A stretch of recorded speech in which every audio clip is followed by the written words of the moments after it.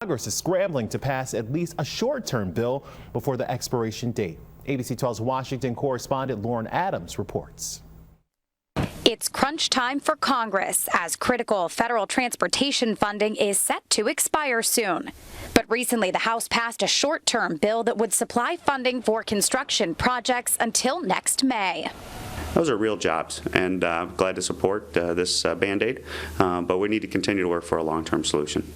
The House version of the bill adds $11 billion to the Highway Trust Fund, but only lasts about 10 months, putting members of Congress in a similar situation next year. But New York Congressman Tom Reed says a short-term solution is better than nothing. We're going to take that time, and that we've got commitments from the chairman of both transportation and Ways and Means to work with us to come up with a long-term solution, and that's what we need to do.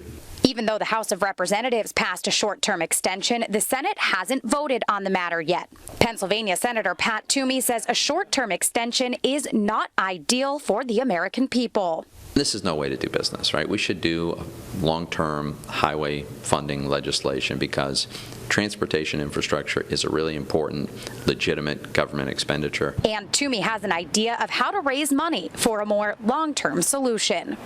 When we build new roads, new bridges, bypasses, add lanes, when we add capacity, that ought to be told. Pennsylvania Senator Bob Casey says he agrees that a long-term solution is better for the entire country. Preferably 6 years, so that we can give states and businesses and communities the certainty that they should have.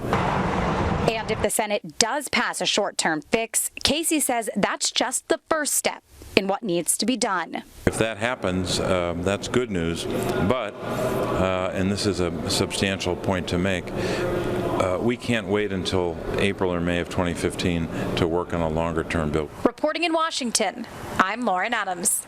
And senators have not said yet when they plan to vote on a short-term extension.